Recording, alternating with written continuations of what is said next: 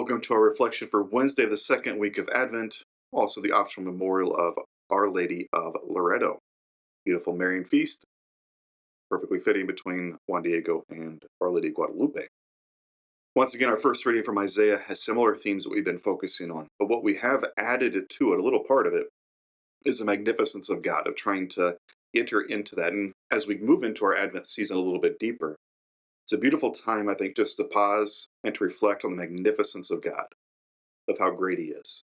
Because Jesus took on flesh, because He walked with us, we can sometimes lose sight of who God is.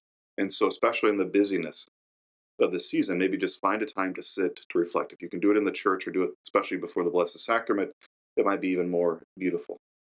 But what we have in the reading, the second part of it, the Lord is the eternal God, creator of the heavens of the earth. He does not faint nor grow weary, and His knowledge is beyond scrutiny. He gives strength to the fainting, for the weak He makes vigor abound. And then He goes on again, He's going to heal people. But again, the idea of His magnificence, we had many weeks ago now the Feast of the Exaltation of the Holy Cross, which fell on a Sunday this year. The second reading for that is the great canonic hymn, the self-emptying of Christ. So He was in the form of God. He did not deem equality with God something to be grasped at or be taken advantage of. But rather, He emptied Himself, becoming a slave. He takes on our flesh.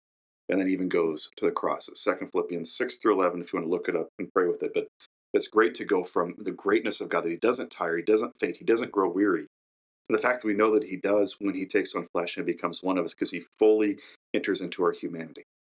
And so as we're moving closer to remembering the birth of Christ, we're moving closer to the coming of Christ at the end of time, because every day we're one day closer to whatever that might be. Or even just our departure from this life, where we'll come face to face with Him. We want to remember how beautiful it is that He comes to us. Yesterday we had that gospel of the lost sheep. It's ridiculous that God would come in pursuit of us. It doesn't make sense. Today's readings deal with that. And so maybe praying with, again, the greatness of God and the humility He had to come down to us. And with that, He does it out of love. And so with that in mind, we move into our gospel, where Jesus says this very beautiful and comforting line: "Come to me, all you who labor and are burdened, and I will give you rest." So very, very nice, very beautiful words, especially again for those who are going into this season with a lot of chaos. If you're in a very busy season of life to begin with, and you throw in the craziness of December, getting closer to Christmas, find a moment to rest. Receive the goodness of God, even if it's just 2 minutes to sit down and be quiet. Receive that goodness. Receive the greatness of God.